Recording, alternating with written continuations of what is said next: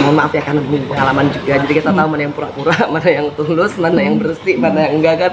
Aku menangkap dari Umi Geni tuh, ya Allah kok tulus banget ya, padahal kan aku bukan siapa-siapa.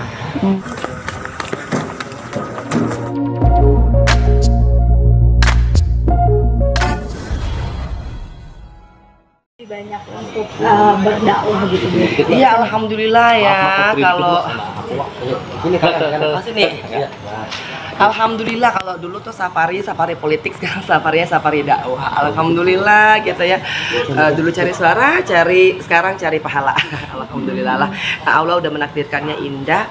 Yang penting tinggal bagaimana tambah-tambahin bersyukurnya. Tapi perjalanannya seperti apa sih akhirnya memutuskan untuk berdakwah gitu?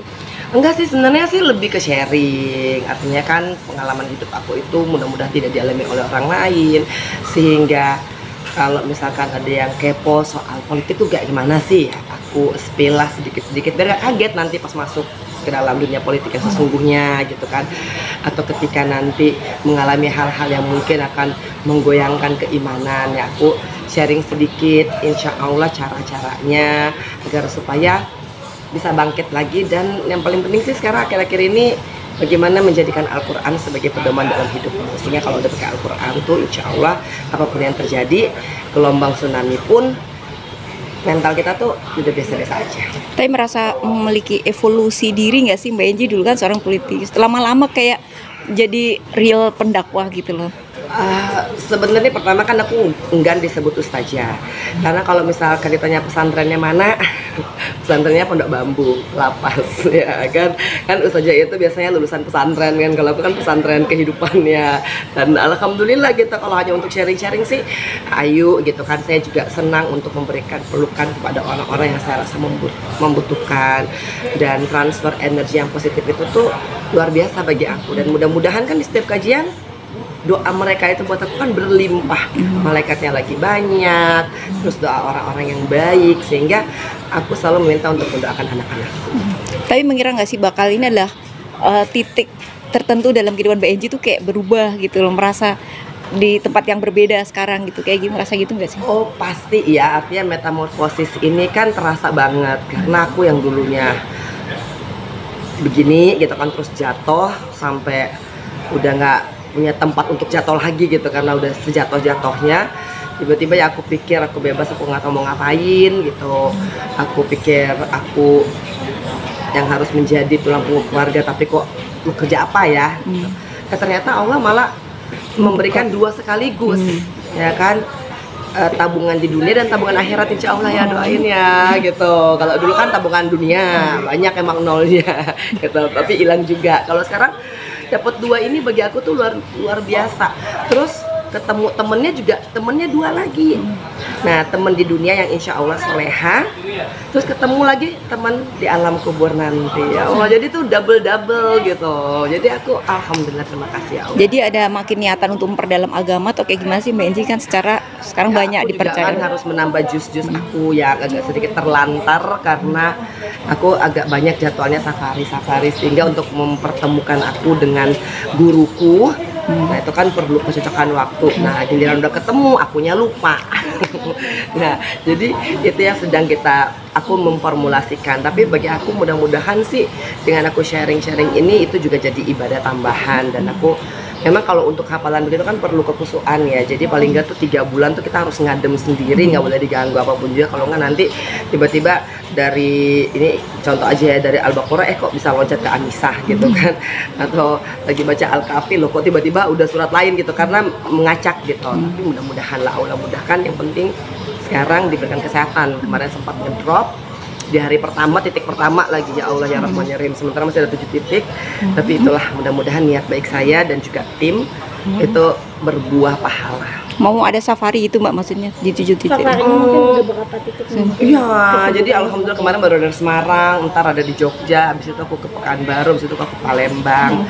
Bismillah, ini tinggal menantikan supaya Keanu bisa ready untuk ditinggal-tinggal. Nah, Oma kan udah kita mulai training, alhamdulillah. Yang sekarang tuh yang ngejaga juga udah alhamdulillah. Jadi aku udah boleh tinggal 2 hari, 3 hari, alhamdulillah. Kemarin juga ke Barcelona, mamaku aman-aman aja, alhamdulillah, karena udah ketemu tandemnya dari Manado, jadi bahasa Manado.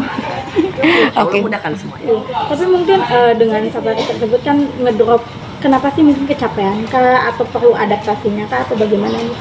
Ya karena memang kalau misalkan tidak hanya sharing ya, tapi kan setelah itu kan banyak yang curhat, banyak yang pengen takoto, nah dan banyak pengen meluk gitu. Kalau misalkan jamaahnya 1000, nah kadang-kadang kan kita ngeladeninnya kan nggak sampai semuanya, dan aku mohon maaf lahir batin, bukannya nggak mau meluk ya Allah, bukannya nggak mau untuk curhat gitu, tapi memang karena jadwal dari panitianya juga kan sangat mepet ya, karena dari satu titik kita harus langsung, misalkan kemarin dari Batang kita ke Kendal, nah jadi itulah. Oke, satu titik lain, kehidupan Mbak Enji sekarang juga sudah punya besan. Kayak gimana Mbak? Ada perbedaan? Alhamdulillah, besannya juga survive, alhamdulillah gitu. Terus aku juga bisa menangkap ketulusan hatinya. Jadi kan mungkin karena inner heart aku kan udah terlatih gitu. Kalau ketemu orang kita bisa ngeliat kan, maksudnya kita ngerasa gitu loh. Ya Allah ini mohon maaf ya karena pengalaman juga, jadi kita tahu mana yang pura-pura, mana yang tulus, mana yang bersih, mana yang enggak kan. Nah, aku menangkap dari Umi Geni itu, ya Allah kok tulus banget ya, padahal kan aku bukan siapa-siapa. Banyak sharing juga nggak mungkin? Karena mungkin satu alumni Universitas Indonesia gitu UI, jadi bicara soal pola pendidikan, pola asuh, kemudian juga background daripada pendidikan juga jadi nyambung kali ya di situ ya. Dan kan juga emang Umi orangnya asik. Terus kemarin aku juga diundang ulang tahunnya, bukan aku lupa kan namanya. Allah Akbar kabira ya, karena saking banyak banget kan kakak beradiknya gitu. Terus aku kirimin sejadah, aku kirimin mukena. Yang penting mudah-mudahan untuk menambah ibadah. Sekarang anak-anak kan lagi honeymoon. Ayan. Iya, justru karena itu belum kontak sampai hari ini. Masya Allah ya kan, alhamdulillah. Tapi kan kalau misalkan kita orang tua kan ya itu, kita hanya menyertainya dengan doa. Oke. Memilih negara tujuannya itu mungkin sempat diskusi dulu nggak sih atau ada ceritanya? Dari nikah sampai sekarang belum komunikasi. Alhamdulillah ya, alhamdulillah. Tapi gimana sih Mbak Enji waktu itu, dia sempat udah pindah rumah belum sih si Al? Aku justru tidak mengikuti ceritanya gitu kan, karena memang sudah menikah dan sudah mempunyai keluarga yang baru gitu kan itu juga orang tua nggak boleh egois nanya-nanya ini udah begini ya gitu. Nah biarkanlah Ali dan Torik hidup berbahagia, menikmati masa-masa bahagianya. Bismillah, kita mendoakan dengan doa yang setulus-tulusnya. Dan Artinya nggak komunikasi karena memberikan waktu untuk hangat-hangatnya pernikahan muda. Dan orang tua itu kan memang seyogyanya demikian ya, mudah-mudahan ya umur berapa udah jadi orang tua adalah ketika anak datang berarti anak lagi perlu ya kan, baru kita memberikan waktu. Kalau misalkan kita nggak merepotkan mereka kan lebih baik ya, artinya mereka juga merasa nyaman menjalani hidup mereka. Tipe orang tua yang minta cepet-cepet punya cucu nggak sih? Komunikasi aja belum, apalagi minta. Alhamdulillah ya. Kalau aku itu kan udah apapun yang terjadi dalam dunia ini udah mangdalazi asfa'u indahu ila bi'izni. Semuanya itu udah digariskan. Kita juga mau paksa hari ini nggak mungkin jadi juga kalau emang Allah nggak ridho. Jadi kalau udah menjalani dan menerima apa aja yang hadir itu kayaknya lebih enak. Kalau dia kasih cucu cepat, alhamdulillah. Kalau belum juga alhamdulillah. Pasti itu semua baik.